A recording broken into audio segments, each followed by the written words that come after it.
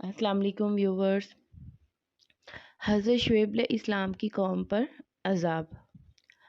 حضرت شعیب علیہ السلام نے ہر طرح سے اپنی قوم کو سمجھایا اور دین و ایمان کی دعوت دی، مگر ان کی سرکش اور ضدی قوم نے صاف انکار کر دیا تو انہوں نے اللہ تعالیٰ سے درخواست کی، اے ہمارے رب، ہمارے اور ہماری قوم کے درمیان انصاف کے ساتھ فیصلہ فرما دے، اور تو سب سے بہتر فیصلہ کرنے والا ہے۔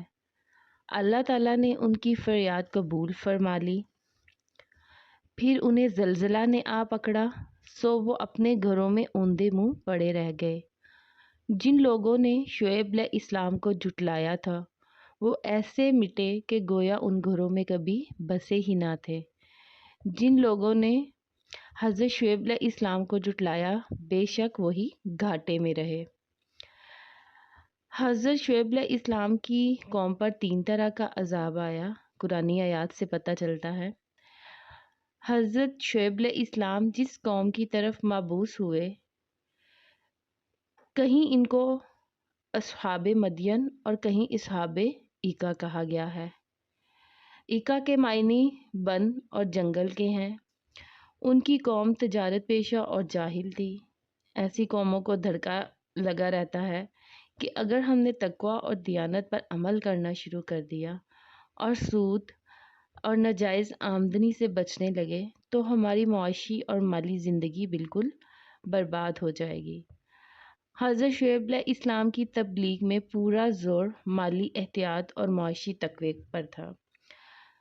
جاہل قومیں احتیاط و تقوی کو اپنی مالی بربادی اور تباہ حالی سمجھتی ہیں۔ آج بھی ترقی یافتہ قومیں پسماندہ قوموں سے کہتی ہیں، اگر ہم تمہارا سیدھا سادہ قدیمی طرز تمدن اختیار کر لیں اور ساری کاروبار اور تجارت کا ناس ہو جائے گا۔ علیہ السلام کی 1000 کوششیں بھی کارگر نہ ہوئیں تو ان کی قوم پر 3 طرح کا عذاب آیا۔ اصحاب مدین پر زلزلہ اور چنگھاڑ کا، اور اصحاب ایکا پر عذاب ذلہ، سائبان کا عذاب، اس کا ذکر کیا گیا ہے۔ عذاب کی صورت یہ ہوئی کہ اول چند روز اس بستی میں سخت گرمی پڑی جس سے ساری قوم بلبلا اٹھی۔ پھر ان کے قریب جنگل پر ایک گہرا بادل آیا جس سے اس جنگل میں سایہ ہو گیا اور ٹھنڈی ہوائیں چلنے لگیں۔ یہ دیکھ کر سارے بستی کے لوگ اس سائے میں جمع ہو گئے۔ اس طرح یہ خدائی مجرم بغیر کسی